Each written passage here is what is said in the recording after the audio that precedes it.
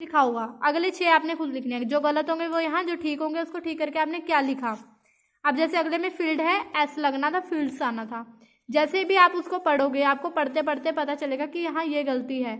और ये चीज़ किसको ज़्यादा बेटर आएगी, उस बच्चे को जो इंग्लिश की बुक्स पढ़ता है, इंग्लिश में न्यूज़पेपर पढ़ता है, जो रीडिंग करता है ना इंग्लिश की, वो बच्चा इसको फुल मार्क्स ले सकता है इसमें। ये आपकी किसी गाइड गैस पेपर में नहीं मिलेगा इस तरह से topic, same to same paper में आएगा भी नहीं।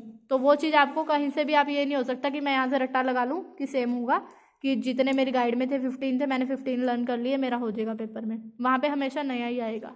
तो वो प्रैक्टिस उस बच्चे की अच्छी होगी जो बच्चा रीडिंग करेगा। जैसे ही हम हिंदी की रीडिंग करते हैं हमें पता चल जाता है कि यहाँ कुछ गलत लग रहा है, क्योंकि हमें पता है हिंदी का सिस्टम उस तरह से इंग्लिश में है, ठीक है। तो मैक्सिमम रीडिंग करो इसके लिए, इस टॉपिक के लिए, ठीक है।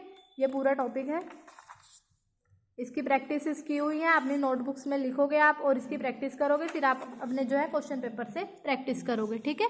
तो ये 2 टॉपिक हो गए हैं आज की। जो लेटर है वो मैं ऑलरेडी करवा चुकी हूँ मॉड्यूल 2 में।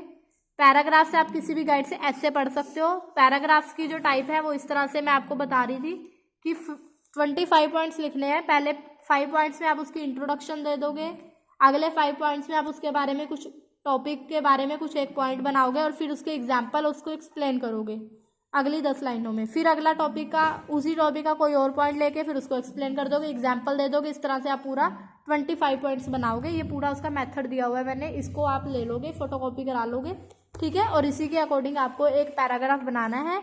आप डेली एक एक पैराग्राफ लिखने की प्रैक्टिस करो घर पे। एक टॉपिक ले लो, उसको कैसे लिखना है इसके अकॉर्डिंग, इस पैटर्न के अकॉर्डिंग आप करना शुरू करो, ठीक है।